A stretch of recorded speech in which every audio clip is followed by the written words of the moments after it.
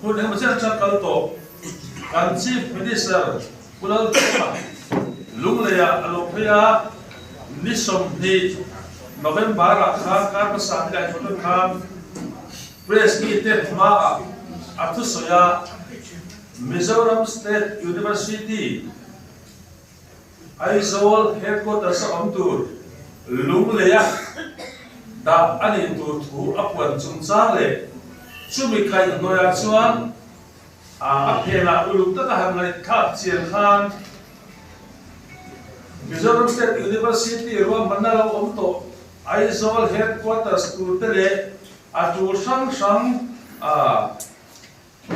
อาใครหน่วยที่ข้าฟิลาโดดวนฟิกตัวอันเดียวว่าจิตชุ่มจมไม่เตเล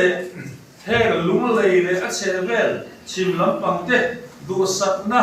ข้าข้างในเราอังเดียวถอดทางินสกากัลตาข้ามินปุกนะเอามาฟังอินเละลุงเลยมาไงตัววิวอันอินสวยนะครับอันเรียลิตี้หันสวยกระตุ้นโตนะนี่แหละค่ะเลออฟฟิศออร์ดาร์เดโปหันสวยอาทิตย์เช้าตัวลินหัดเช่นขัดกระตุ้นมาฟังอินอันไงน้องวิวเราไม่เดียสุดท้ายเดี๋ยวจะกันสวยคนนี้จุดเดียวชวนชิมลำปังฮิอาบิตกินลุงเลยเลยเชฟเบลฮิมิโซรามาการมีป่วยหมกมาสาเตการมีเทียมมาสาเตคริงตูการรังสกาลาโออาลูเบลโตเฮลามาจังหวัดสว่างการเซ็นทรัลเซอร์วิสออฟฟิศเตดีพาร์ตเมนต์การเอาตัวอย่างตัดเตฮิชิมลำสวยกันเต็มมามิโซรามาตัวพูดอันนี้จีนนี่จู่วันนี้แค่วันไม่ต้องตัดแต่คนละอันสวยเลยกันมีเราคุยกันในสามเดือนอันของตำนะอันนี้ชีนะจู่เดี๋ยวเราจะทำกันไล่ทั้งหมดที่จะต่อทางจีนนั้นยินเชื่อว่าเด University เลยเป็นแต่พอชิมน้ำมันยันกันในเวทีอัจฉริยะกันพูดในที่สวยเอาของตัวชีนะคนเองก็ไม่ใช่ที่ถูกพูดสู่อัตราตัวนี้อาจารย์ปาเลียวเรียกว่ามิโซรัมสเตทยูนิเวอร์ซิตี้จุนชาบิกไม่ตัวให้สู่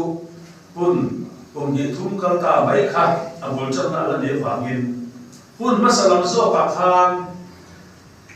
มิโซรัมยูนิเวอร์ซิตี้กันในอาจารย์ซาดันคัมปัสอาจารย์พักกันในยะเซ็นทรัลสงขลาสุเลปายเลยอัน facilities ทางเดินมังอ่ะชิมเบียร์ละมาอภิตะกินลุงเลยมุนักเงียงสารคัมปัสอาอมเงียที่ได้ตัวขานมาลากกันที่บอกกันชีนะMNF Ministry กับสกัดเดียมกันตาขานสุบิกัลก็มาส่วนนั่นสักกินMNF เป็นมาทำลายสารคัมปัสอมเทนักขานการชีพ Minister สมดัดผู้ทรงนำทางเด็กHigher Technical Education Minister Dr. Arnold Thanglianate Tin ama we want to lung le no bia to MLA who father Dr. Arnold Chan Pue Pokha Higher Technical in charge ani tera bangin tele lung le area chan kan MLA te kha sadan campus kan le thina khan na sa takin ma la a so cha chia kan ho tu ten delika ma te ani mo Mizoram University tu le tu ne na mo chum tam an soya ma po kan sola kan da thui kho mai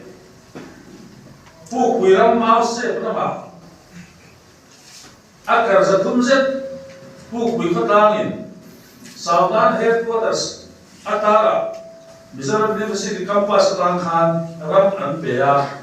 chu abun ma te po chu kal sarkar khan revenue department kal tangin ate fela lan release te po asiam fel beka Mizoram University tu le tu ne na po heire aram po kan peta establishment atul tu amiti etan in aram zong zong po kha apas ne kan the tu man beka sumi na yan dir chu Southern Campus University kuitinga apel yan bui mai hela yan a oma zirna hun cha aum thina thurta khan MNF in rasa bin ma alula ni hi in khiat non ka do ni a mai ra sa ba ko tha takin Covid avanga India sarkar ni mo khobel ni mo Mizoram po in sumle paya kan tu am khop man tu kan nei lo wa khan Southern campus po in principle nei train ti to tua post fill up post clear tu khan enge man central sarkar ka ai pa ai samma surin buljan kan tua ni to pa kan no po khan self financing nanti mani le mani ke mani ina kan ulu hancan nok tu te khan min han dia kan state kan an pasme de book ne up policy a principle Southern campus nei tu khan engim min reti puyani hei hi la uzi hozel chu da ko ani bai te akina kan soyara chuti me lai chuan India sarkar hian national education policy India ram puma education zirna ma kan so ni tu le ro kha so kan tal ta ni tu in NEP 2020 an dia adwa ma chumi am chuan India ma zirna kan tal ta tu kan hoi ram tu te state tinin chumi am chu kan zoma target goal kan nei tu kha alam siam suaka tu tiang tu chuan India ram education minister te secretary te director te ko khoma kan zira kan ti nuwa kum sam ni le som ni le padi khan emre sarkar wa ani chu chumi lo zira lo en tu task force po kan sarkar khan kan dinani chu task force chuan uluk ta an mai tua ro man na te tam khan siam nu kan ni som thum pakhat July sam ni som ni le pathuma khan task force chuan cabinet meeting higher technical department kaltangin agenda adon te lutta NEP 2020 atara haden hi chuan Mizoram State University akan ba kan nei vehi achu do na ni hemitin na ko mai sarkari do man se ro sha e an tia cabinet in uluk takin ahira e khai Mizoram State University din na turin mala cham diro se tin MLA sarkar uzar thang kai bai kan thu ma se ta ni chu chu ni som thum pakhat July sam ni som ni le pathum ani chu thu lu na ang chuan ni som paruk August sam ni som ni le pathum khan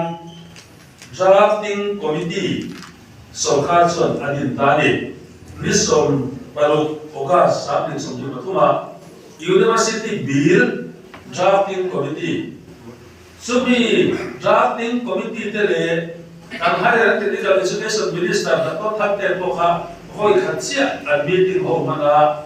sarkar ina ngai koi mo siate uluk takin kan tu kan fa so local share kunara chorga om university kan le thir tura bill anja po uluk tura du thu te kan in khira chuan chuan ha drafting committee te po kha India ram hundanga state university lo nei to te abi takin kan tlam mi pui ta le kan an pui hem tin ke kan kal pui the ti zir chia tu den atir te po kan in tir chua ka hu ta Jammu and Kashmir ram Srinagar at kwan an state university an nei dam te po an su zero mong an su kala ha bi vel chumi in ma alla zir chiana an fe wala an kal tuam duwa khan October kha sam ni som ni pathuma in khan kwan ania model code of conduct kwan ani ta ba in ke ni sarkar ma chakan ku kwan ani ta official direction so ta ni mal patak in khan wi lo koma kan ka ta sarkar than ZPF alo sarkar ta ZPF sarkar na higher technical education chantu khan kun masalama MNF ministry in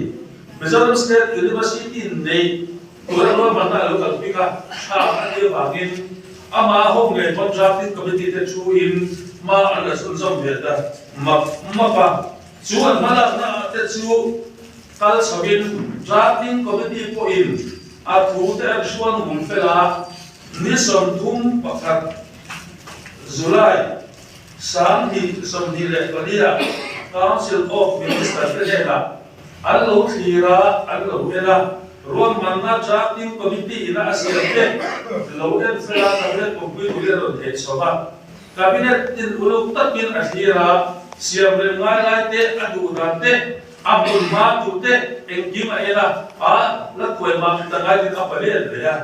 chumin wa chuan nisam di pani kasom pani sam di som di pani di gum Christmas no na khan aron lu chole a chu cabinet uluk takin aela abun tur anemo a subject zirda tur anemo cluster type engim akha head kan sarkar kon ZPM hian cabinet a pasta a nili khathum sa ni som di banga kumin kumtira khan assembly budget session a he Mizoram State University bill hi lolu din lumwa takin kan pasta ni chu ne tin soi do intimate hi akum ani ka soi no so kha to na bi kha in khiat no ka do chu mania lumle kan si ministry ko so ya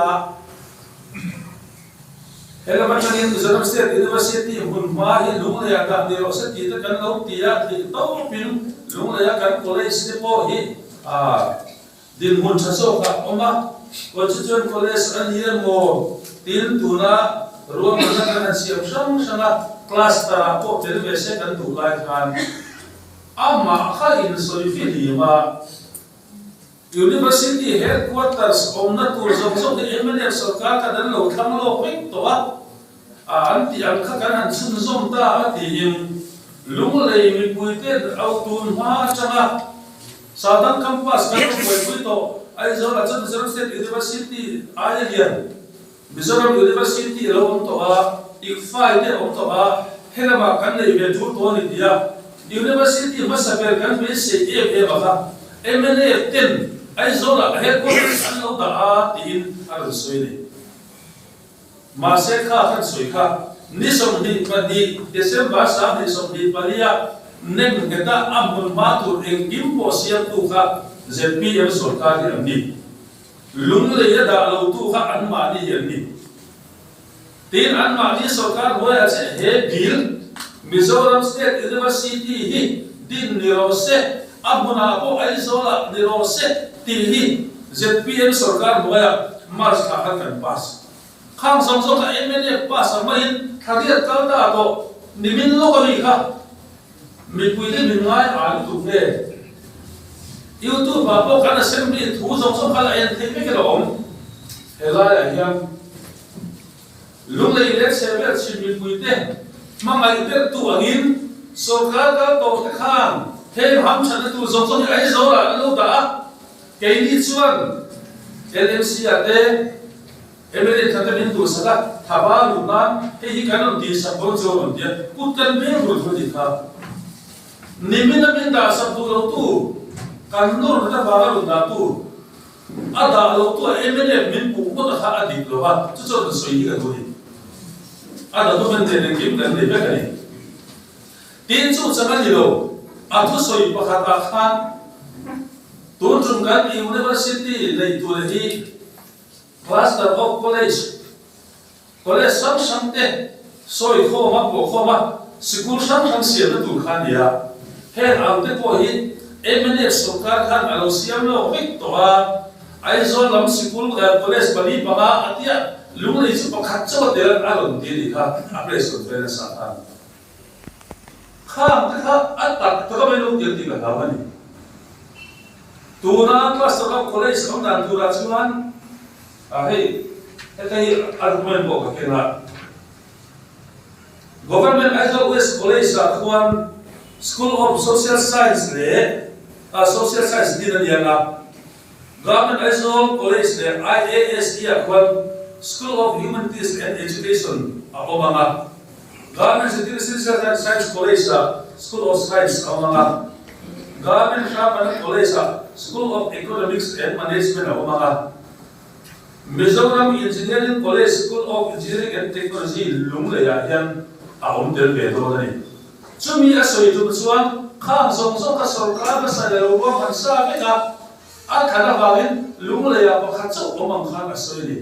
ma se hi order ya thang la mai mai ko pa chumi thang da order thei hi ya nisom October sam ni som ni panga press conference ani mani som lia sarkarin hei order chuan chawani kan chief minister ka aron zan ka lu tu ka chiang lu tu ka order ko en mek ni awani university an din dona bil an tra mai so so ka chuan khami min tha ka sa an ti ani Pastor of college turin aiso ka pi college ka an dia at takta ni ngena order so so ko an mani siya man dia drafting committee ina anarwa mana ani pungtur an di so so ko an mani ZPM sarkar approval re an mani banti ania chimbialin lulei ko puin Mizoram State University ma delta kan lo khira kan nei lo na san a headquarters kan san lo san ka MNF di ama helaya so so so ka ani lo zia kin engkim oma record engkim om ti ka soi du le bo la ka sin ko ma bo hi ka soi du ka de ba ron soi tali tin chu lo le chuan an to soi ke sian tu tur assembly kan tu soi song song ni record fit adia zia so ani bok sila chu mo zia so ko so ni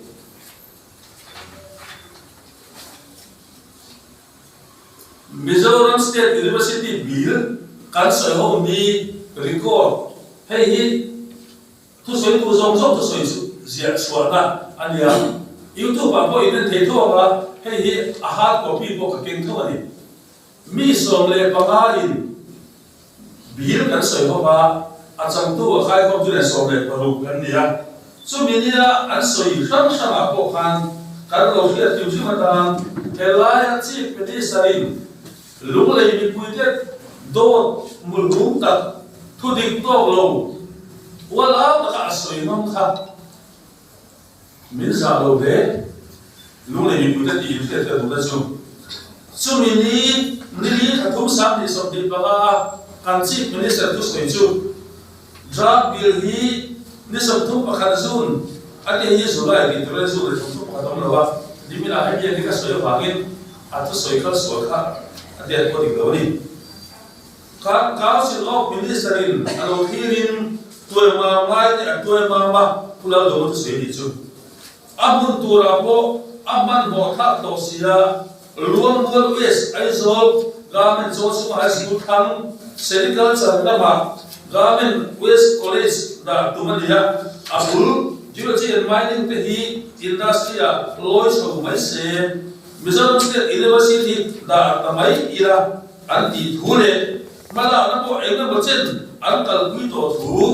nili mars sabi somdi pamakan ama chief minister de kan aswele ma se helaya so khachon MNF in allo da fil victor ati lois ini kan MNF te lunglei lama ni bo champai de bo khan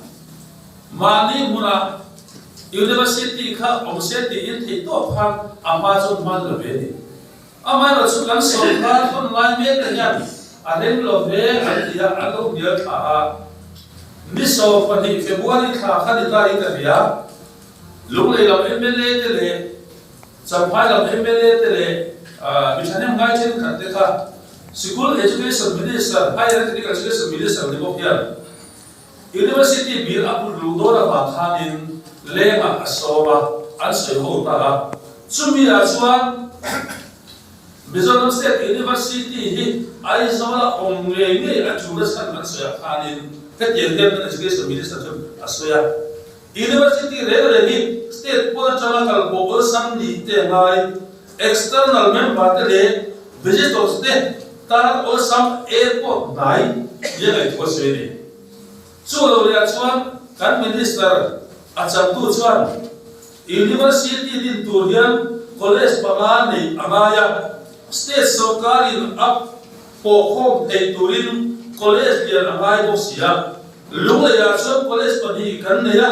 chu ti la chuan ai so la chuan panga bor kan ne ya rem chang so na le lo thei lo na wangin Aizola, Mizoram State University headquarters kan da ta ni assembly ya ko aswele an mani da pokhom ani zong ko asoi ni makati le asachon kan luiza tha le ka ke chu engwangin ne lung le ya State University headquarters da ani thu da ti ta mai tua kan lo fiam ani bai ke tu na yan in lo mai tua si tu in lo om fiam ti tin mai tua si ka du ni voi na yan lung le mi pui te hi mu do ma lo khalin ai so tu kha lung le ya ka bom kum thara se son masa ajam to minister ka khil to a amendment rosiama ai so kha lung le kha pui ka ti fel to tiang tu ki la soi ni in lo long via ba in lo tat do nem ti in ngai ko su ma ya chu a phe la til tam ta om chu mi a cho kan soi du a chu kan state university kan soya a bir ga soi ni khan engtin ye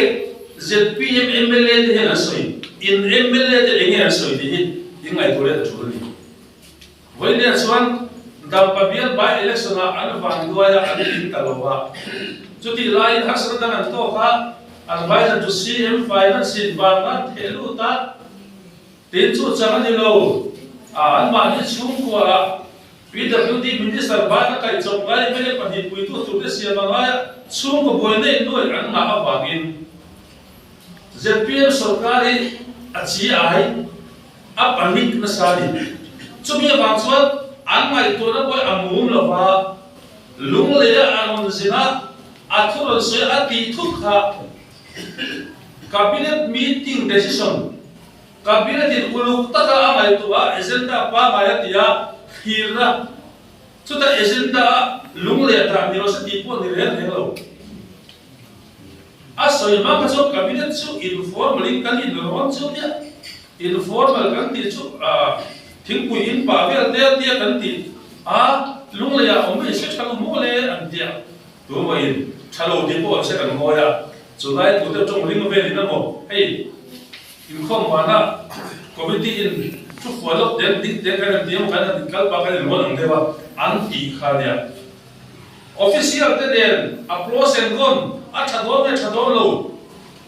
he ye kan ti ya na dik do lo ti po examination po mo re lo ba almani po lung lo kim le ESD po omlo agenda po approve di po omlo ba local achi ai apani em la ya lung le ya in lo no box ya puang de thora ni chota an puang de thor han sarkar ma sa min pu ri bot le phala ha ama ti ve ka kha ama le ama kha lo in kan se ni ai zo la ma chi bi sa la do ba kha chon ai zo la da ba lung le ya lo kala lung le lo du ba chon lung le lo da le ma ya ama mi lung pa di lo le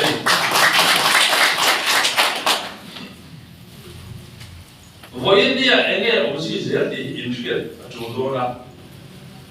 khabi university bil kan se ho ni han lung le mla pa kha chon di ya so ya ami ka se lo ma ai do youtube pe lo do le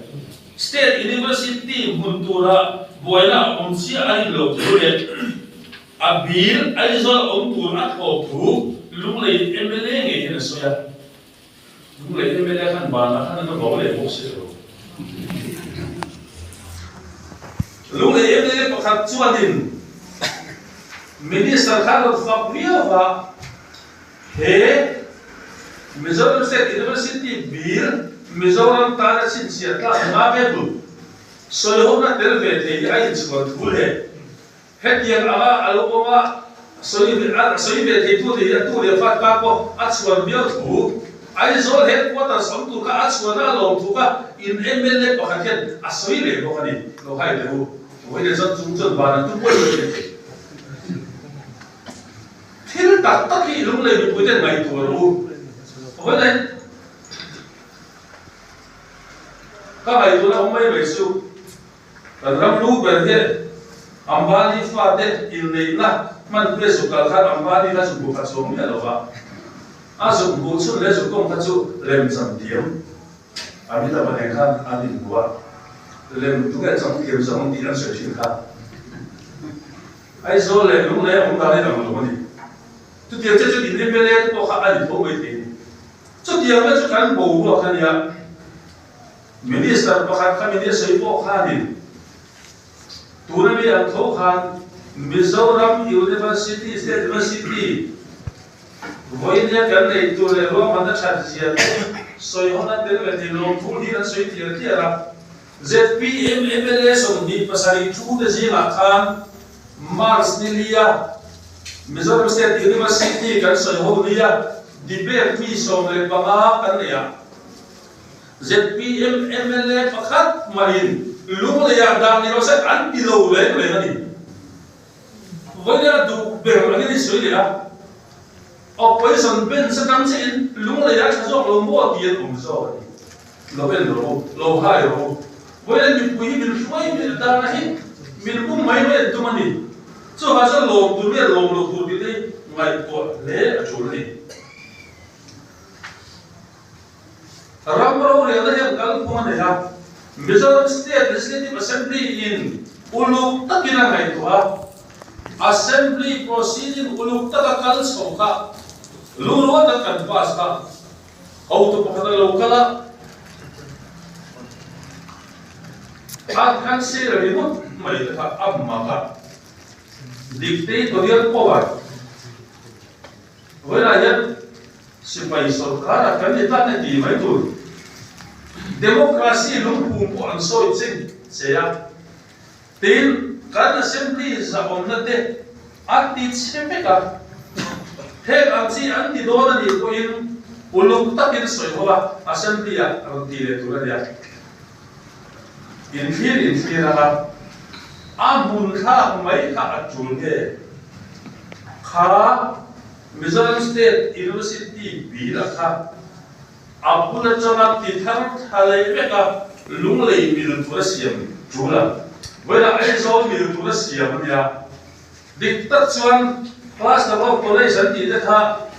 zero nine sam sari ve lo bom do na tha university kha tu nan ko khom an lung lei lam cha zani ve cha ong do na ya kan lom via ba zero nine sam chuwa ma kami a bul cha tu kha ai zo lom ve ka ti do na a mingin hela ya vice chancellor register ko ma men an building pani ka chu nan sathar mai the ya omta se hela ma in kol vak tuan nei do lo ba so la ma meeting le ko so la min so ta site officer si no na om tuan de sa ba ala le voi ne a din da na in ta tu din ni lo asia ko ma lu le ne tu in ka an siam lo ki pin so ha so voi ne kan lo ko da hi a din ne dik lo kan duwa kan demand lo ne chuan abu je ki sa se voi na amun ma tha ka amendment ti lampang ani lo tuna me bi la so athar na ka lung lei ta na asia ba ni lo chuan chu ti zo ma siam se emene chu kan thop do lung lei in zil na tha hai la ni se so tha a le ka tu ni zo emene bi fu support kan lo pe do chu chu kan du da na ni sa da kam ma su na sa ta be du kan ni voinda university in mathirin lo be sei Mizoram University campus ang kung ano do na mi dito basta ba college niya na kung na ba building pati kanan sa ako to ang administrate ng tatlo ng na in college ka na ka rin doon maso na taktak ang mga do PG course MA mo doctorate sila pa kang main lumaya ka ng doon ulit kung niya yan ay sa wala maka ka doon tutunan lima ZPM pagbawa to ganyan kan mai to chiang mai ni chu ba chuan he Mizoram State University dua tui puya ngai kana bangte in ti tha lo sil chiang le pula ka sarkar ya in phal tak tak ni chuan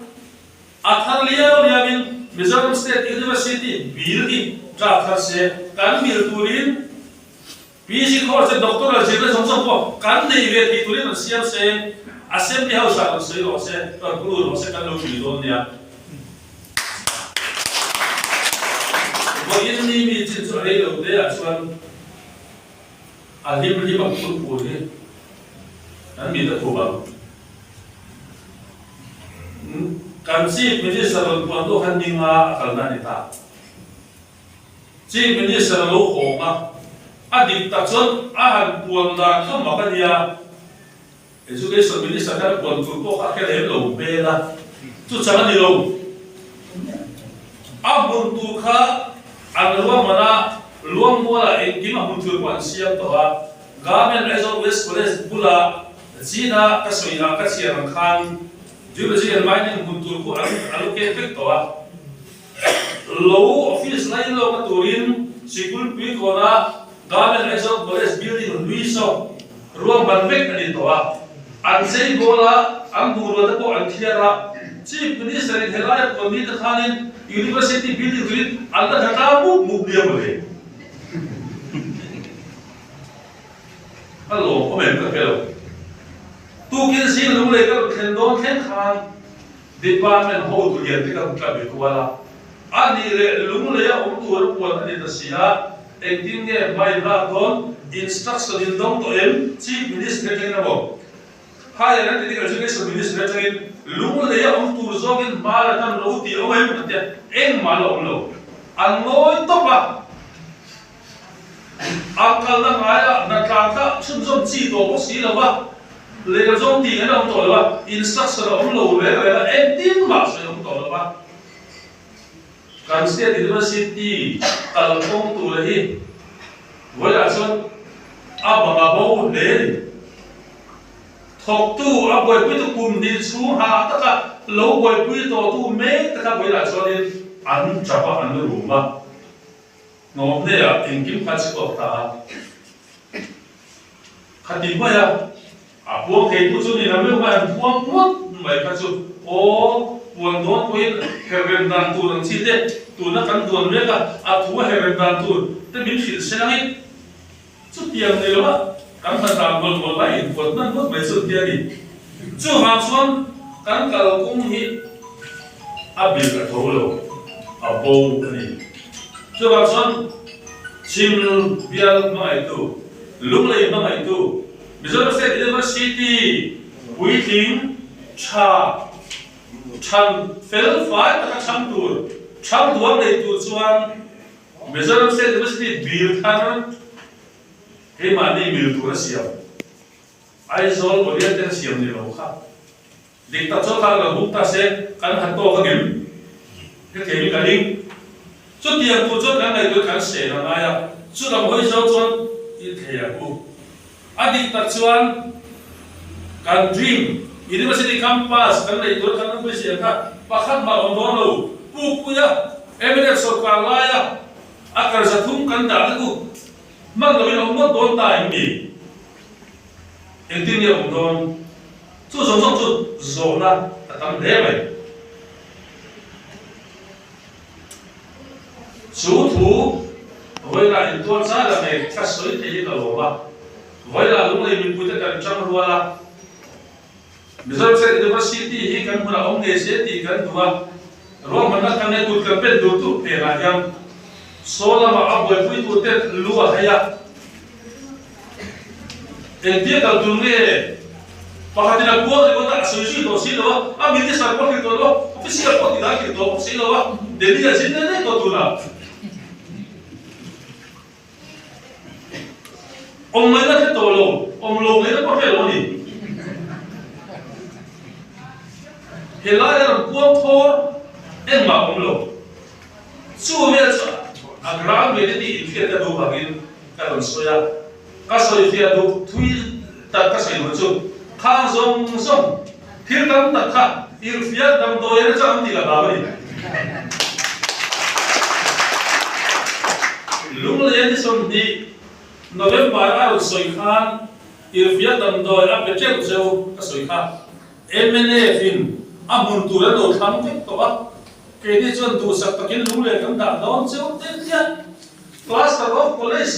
khan zong zong ko MNA khan pe ka ni ya arom tia hey an khan na order to ka king le bo sia irfia dam doi hi la ya cho ga son so ta ku ka ku pi ku nge ku pi lo tu nge he thu min puan sak u to bang yang university cha kan e ke turin hoi chang wa lo ka lo ti ni chu alo me